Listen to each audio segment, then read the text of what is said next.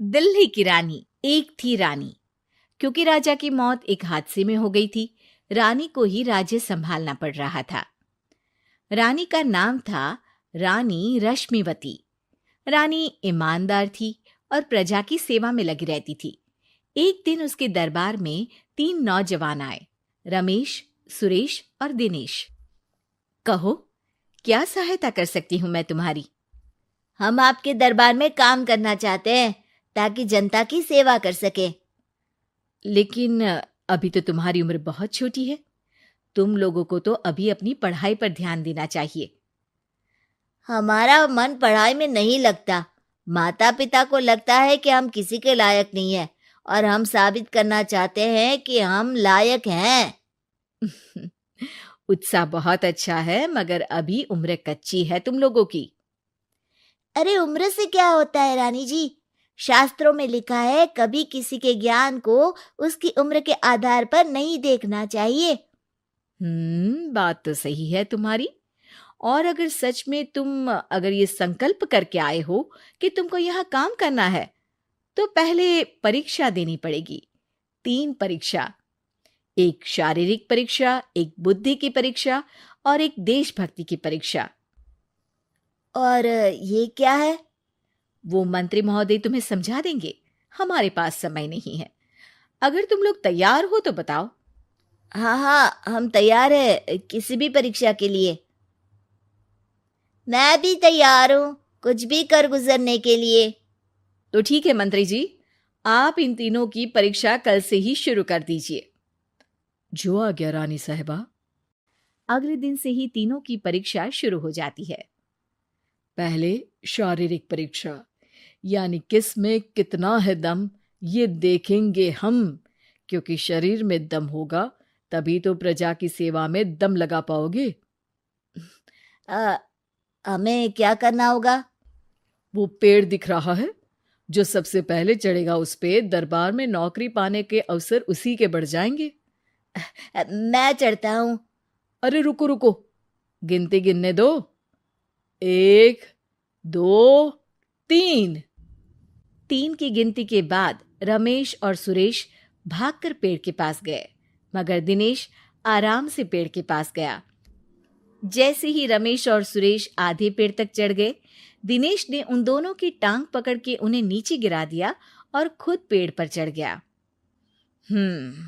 दिनेश की जीत हुई। अरे लेकिन इसने बेईमानी की। बेईमानी नहीं की, बुद्धि लगाई।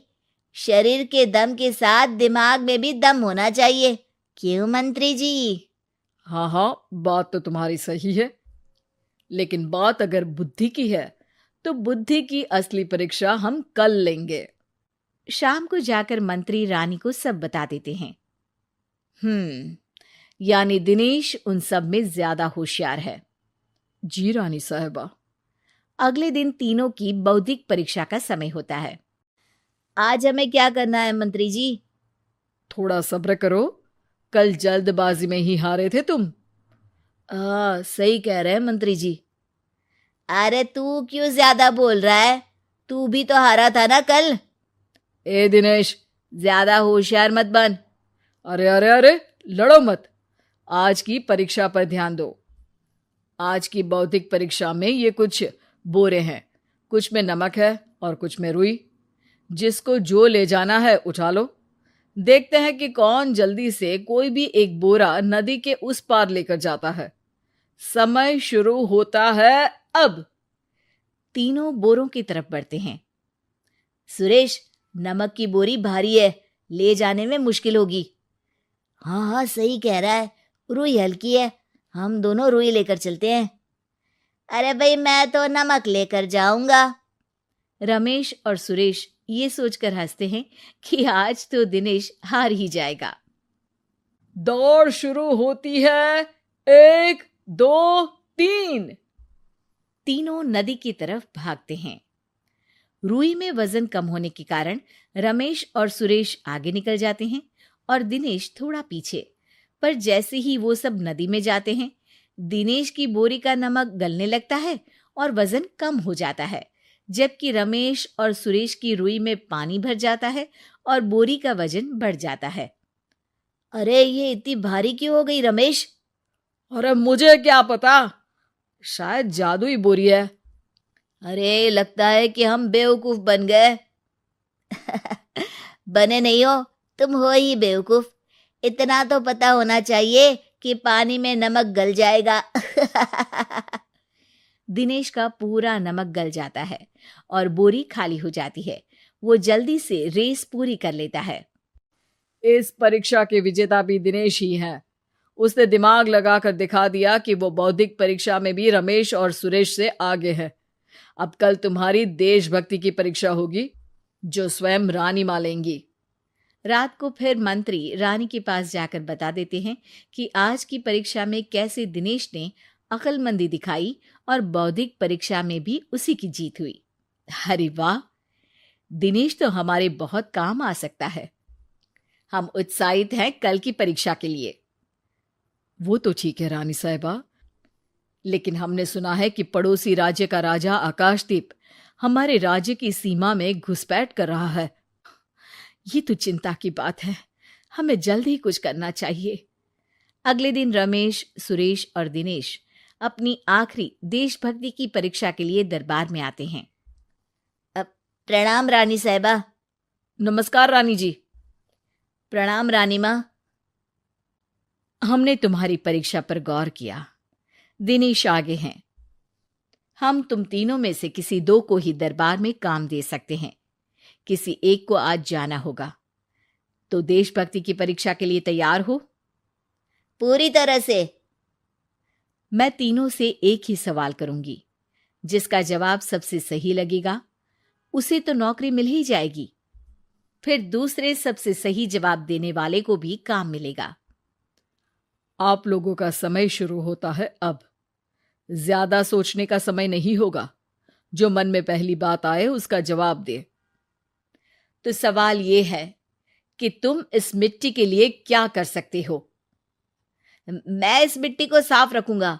यहाँ के लोगों के भोजन की कमी को मैं पूरी करूंगा। मैं यहाँ के लोगों को गले लगा लगा के उनको खुशी दूंगा रानी माँ, और गरीबों के लिए घर बनवाऊंगा। मैं इस मिट्टी के लिए किसी की जान भी ले सकता हूँ रानी माँ। मंत्री, दिनेश को एक तलवार दो। जी रानी जी। दिनेश, पड़ोसी राज आकाशदीप की जान तुम्हारे हाथ में है।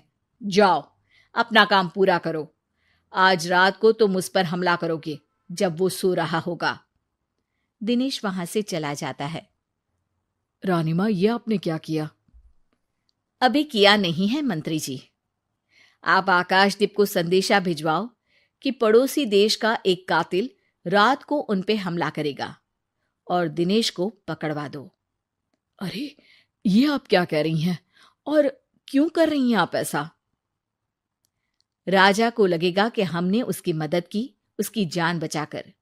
वो हमारे राज्य का पीछा छोड़ देगा और हमारा एहसानमंद हो जाएगा। और दिनेश का क्या होगा? इस राज्य को दिनेश जैसे शातिर और लड़ाकू लोगों से ज्यादा जरूरत है, ऐसे लोगों की जो लोगों को खाना खिलाने की और खुश करने की बात करे। और ये गुण सुरेश और रमेश में है। इन्हें नौकरी दे दो। दिनेश बहुत चतुराई से नौकरी हड़पना चाहता था, जिसके लिए उसने रमेश और सुरेश जैसे दोस्तों का भी नुकसान किया। पर रानी ज्यादा चतुर निकली। उसने एक तीर से दो निशाने लगाए। दिनेश जैसे खूंखार युवक को राज्य से बाहर करवा दिया और पड़ोसी राजा आकाशदीप को अपना एहसानमंद कर लिया। पूरा दरबार रानी की जय जयकार कर रहा था।